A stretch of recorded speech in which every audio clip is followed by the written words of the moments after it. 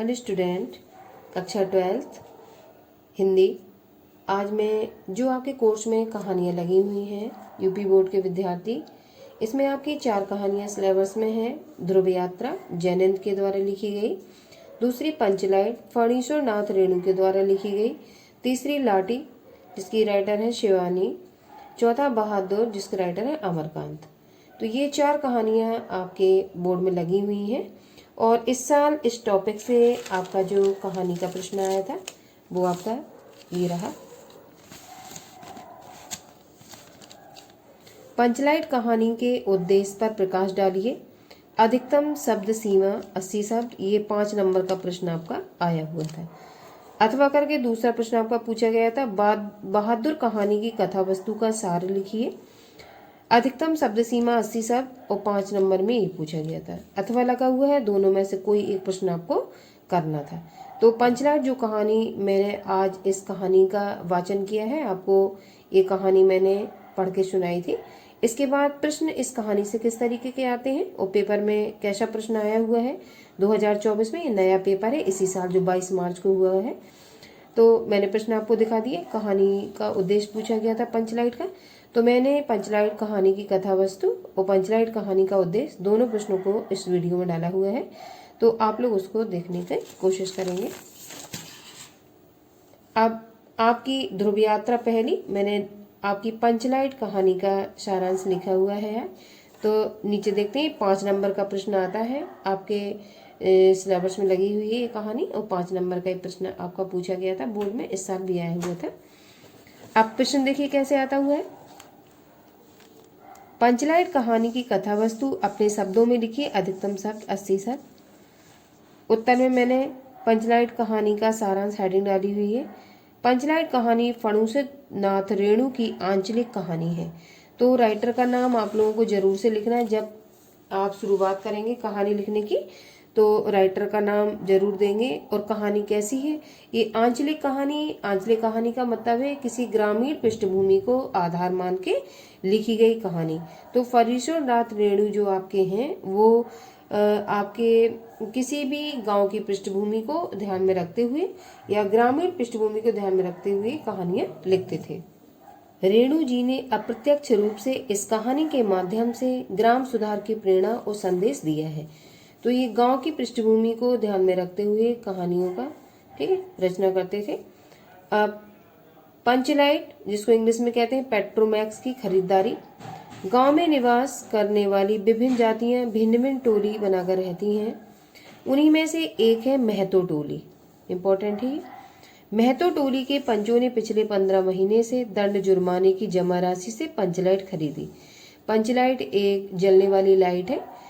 पहले जब बिजली नहीं होती थी तो जब कोई उत्सव होता था तो इसी पंचलाइट से या पेट्रोमैक्स से काम चलाया जाता था। मेले से पंचलाइट की खरीदारी के बाद सभी बच्चे, औरतें एवं मर्द एकत्रित हुए थे। यहाँ से मेले से पंचलाइट खरीदारी के बाद सभी खरीदार पंच गांव की ओर लौटे। आगे पंचलाइट देखने के लिए टोली के सभी बच्चे, औरतें एवं मर्द एकत्रित हो चुके थे और सरदार ने अपनी पत्नी को पंचलाइट की पूजा पाठ का प्रबंध करने के लिए कहा। सरदार जो पंचों का सबसे मुख्य मुखिया था वो अपनी पत्नी को पेट्रोमैक्स की पूजा करने के लिए, प्रबंध करने के लिए कहता है। आगे पंचलाइट को जलाने की समस्या। महतो टेली के सभी लोग पंचलाइट के आने से अत्यधिक उत्साहित हैं, लेकिन उनके सामने एक बड़ी समस्या यह आ जाती है कि पंचलाइट जलाएगा कौन, क्योंकि किसी भी व्यक्ति को पंचलाइट जलाना ही नहीं आता था। पंचलाइट के न जलने से सभी के चेहरे उतर जाते हैं। पंचलाइट के न जलने की खबर सुनकर राजपूत टोली के लोग ब्राह्मण टोली का मजाक बनाने लगते हैं। आगे पंचलाइट जलाने के लिए गोधन को बुलवाना। गुलरी काकी की बेटी मुनरी गोधन से प्रेम करती थी और उसे पता था कि गोधन को पंचलाइट जलाना आता है, लेकिन पंचायत ने गोधन का हुक्का पानी बंद कर रखा था। मुन्नी ने अपनी सहेली कनेली द्वारा सरदार तक यह सूचना पहुंचा दी कि गोधन पंचलाइट जलाना जानता है। सभी पंच सोच विचार कर गोधन को बुलवाने का आदेश देते हैं। गोधन द्वारा पंचलाइट जलाना। गुलरी काकी गोधन को मनाने जाती है तो वह मान जाता है। सर्वप्रथम वह पंचलैंड में तेल भरता है। इस प्रकार पंचलैंड जलाकर गोधन सबका दिल जीत लेता है। आगे, पंचों द्वारा गोधन को माफ करना। गोधन ने जिस होशियारी से पंचलैंड को जला दिया था उससे सभी प्रभावित होते हैं। सरदार गोधन को अपने पास बुलाकर कहता है, ये मैंने कोटेशन डाला हुआ है, तुमने जाति की इज्जत रखी है, तुम्हारा 7 खून माफ, खूब गाओ सलीमा का गाना। तो उसको स्वतंत्र कर दिया जाता है कि तुम खूब गाना गा सकते हो, कोई दिक्कत नहीं है। दूसरा प्रश्न आपका इसी कहानी का, पंचलाइट कहानी के उद्देश्य को अपने शब्दों में स्पष्ट कीजिए। ये मैंने आपको पेपर अभी दिखा हुआ था, ये उद्देश्य आपका, ये प्रश्न पंचलाइट कहानी के उद्देश्य पर प्रकाश डालिए, ये पूछा गया है आपका 2024 में।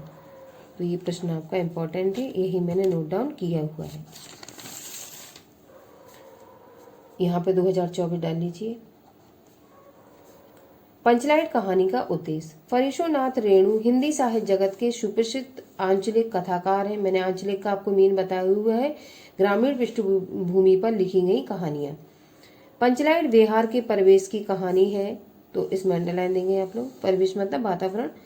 कहानीकार ने ग्रामीण अंचल का वास्तविक चित्र खींचा है। गोधन द्वारा पेट्रोमैक्स जला देने पर उसकी सब गलतियां माफ कर दी जाती हैं, उस पर लगे सारे प्रतिबंध हटा दिए जाते हैं तथा उसे मनचाहे आचरण की छूट दे दी जाती है।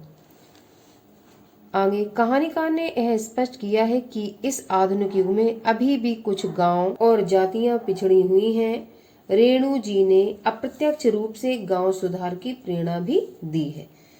आप जो 2 क्वेश्चन इस कहानी से आपके इम्पोर्टेंट बनते हैं, उद्देश्य और कहानी की कथा वस्तु, और पूरी कहानी जिस भाषा में लिखी गई है, जिस तरीके से किताब में दी गई है आप लोगों के, मैंने वाचन करके भी बताया है, और प्रश्न कैसे आते हैं उन पर भी मैंने प्रकाश डाला हुआ है।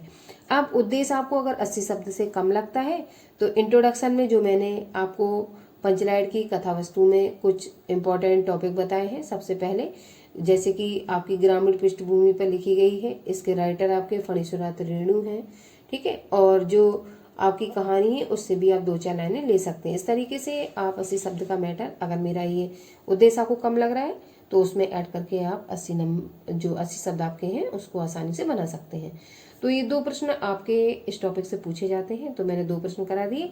अब मैं इसकी अगली जो कहानी आपकी है उसका वाचन लेके आऊंगी, फिर उसके बाद में क्वेश्चन किस तरीके से आपके बोर्ड में आते हैं, पिछले क्वेश्चन जो भी आए हुए उन पर मैं आपको बताने का प्रयास करूंगी।